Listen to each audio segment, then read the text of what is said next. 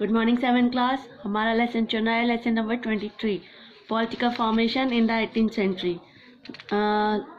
औरंगजेब की डेथ के बाद जो मुगल्स आए उनको हम लेटर मुगल्स कहते हैं। अभी तक हमने पढ़ा लेटर मुगल्स में first one Bahadur Shah first, फिर Jahangir Shah, Farrukh Siyar, Mohammad Shah, last one is Bahadur Shah Zafar. बहुत मुगल्स के बाद बहुत सारे इंडिपेंडेंस, जब मुगल्स वीक हो गए तो बहुत सारे राज्य ऐसे थे जिन्होंने अपने आप को इंडिपेंडेंट डिक्लेयर किया। उनमें था अवध, बंगाल, हैदराबाद एंड राजपूत। उसके अलावा सिख किंगडम, और हमने अभी तक पढ़ा मराठा वर पावरफुल चीफ्समैन जिनके मेन लीडर थे शिवाजी। उसके बाद अब हम पढ़ेंगे successor of Shivaji. Shivaji was succeeded by, Shivaji को सक्सीड किया नहीं। शिवाजी की डेथ के बाद उनके सन संभाजी सीट पर बैठे, गद्दी पर बैठे, जो एक एबल रूलर थे।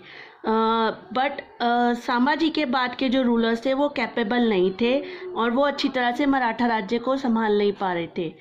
इवेंटली अब पेशवास टुक, यानी सारी पावर्स जो है मराठास की उनके मिनिस्टर्स यानी पेशवास के हाथ में चली गई। यानी संभाजी के बाद के जो रूलर्स थे वो एक तरह से नाम के थे और सारी पावर्स जो है वो पेशवास के पास थी।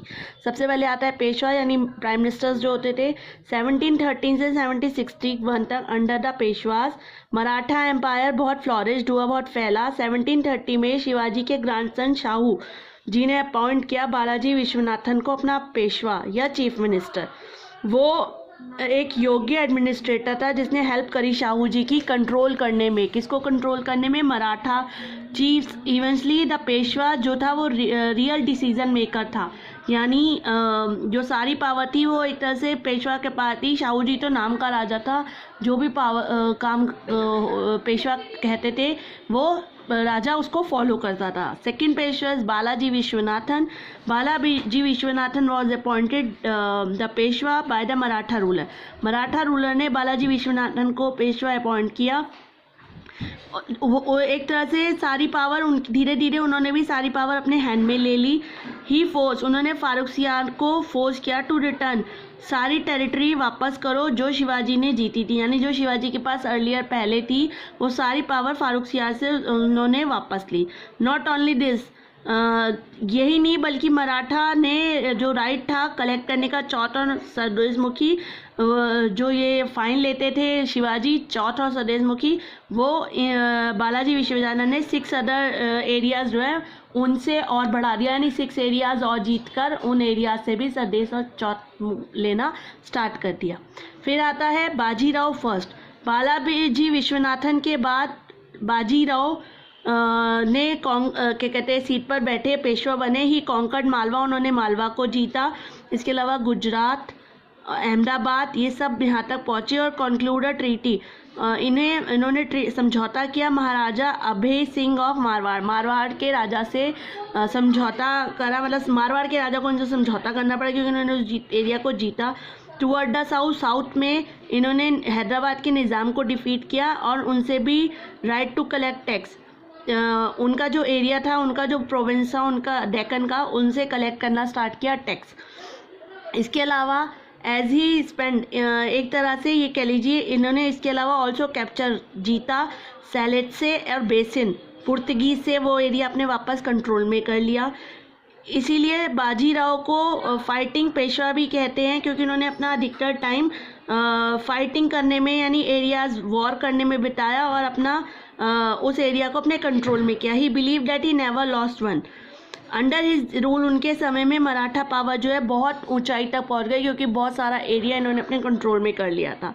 Empire reached as far empire, इतनी दूर तक जैसे Bihar, Orissa in the east और पंजाब इन द नॉर्थ, ये सारा एरिया इनके कंट्रोल में था। फिर आता है Balaji Bajirao. After the death of Bajirao Peshwa first, यानी बाजीराव की डेथ के बाद छत्रपति साहू ने अपॉइंट किया एल्डर सन बालाजी बाजीराव को एज अ पेशवा। बाजीराव के फर्स्ट के बेटे बालाजी बाजीराव को पेशवा बनाया 1740 में। ही शिफ्टेड, उसने अपनी कैपिटल चेंज करी सतारा टू पूना। पहले सतारा थी, फिर पूना, नाउ पूना। उनके समय में पंजाब और Rajputana in the north and Bengal और Orissa in the east came under the Maratha rule. यानी उनके समय में पंजाब, राजपूताना हिस्सा, बंगाल, उड़ीसा सब कंट्रोल में था। Even the kingdom of Mysore और हैदराबाद को भी फोर्स किया कि उनके साथ टेरिटरी, उनकी समझौता करे ओवर टेरिटरी। जो मराठास कहेंगे उन्हें मानना पड़ेगा। अंडर बालाजी बाजीराव मराठा पावर एक बहुत ऊंचाई तक पहुंची। अब है third battle of Panipat. But Maratha were defeat, Maratha इतने जब शक्तिशाली थे तो कैसे हार गए? मराठा वर डिफीट, मराठा हार गए in the third battle of Panipat. Panipat की थर्ड बैटल में, क्योंकि अहमद शाह ने 1761 पे इंडिया पर अटैक करा अगेंस्ट अहमद शाह। तो आफ्टर दिस, इसके बाद मराठा एम्पायर जो है ब्रेक हो गया और छोटे छोटे स्मॉल किंगडम में बदल गया। दिस हेल्प, तब ब्रिटिश को उस समय हेल्प मिली और ब्रिटिश ने सारी पावर अपने हैंड में ले ली। यानी जब मराठा पावर छोटे छोटे राज्यों में तब्दील हुआ तो ब्रिटिश ने उसका फ़ायदा उठाया और उस पावर को अपने हैंड्स में ले लिया। अब आता है reason behind the downfall of the Maratha. Maratha जब इतने शक्तिशाली थे तो कैसे हार गए? ऐसे कैसे हुआ कि वो हार गए? सबसे पहले they had a large area, उनके पास लार्ज एरिया था जो वो डायरेक्ट कंट्रोल में नहीं कर पा रहे थे, तो वो फेल हो गए इतने बड़े एरिया को कंट्रोल करने में। Number 2, they fail to unite under one leader.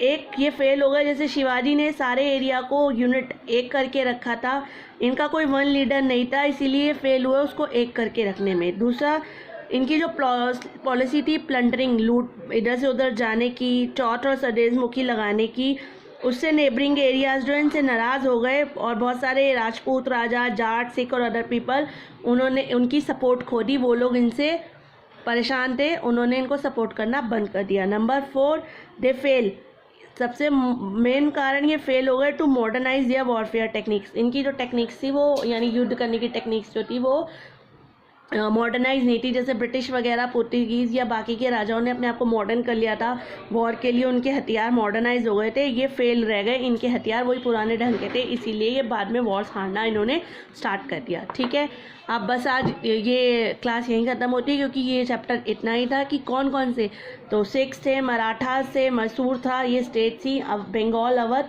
जिन्होंने अपने आप को मुगल्स के बाद में इंडिपेंडेंट घोषित कर डिक्लेयर कर दिया और खुद के राजा बन गए। और बाद में धीरे धीरे ये एरिया भी ब्रिटिश ने अपने कंट्रोल में कर लिया। चलिए, हैव अ नाइस डे बच्चा।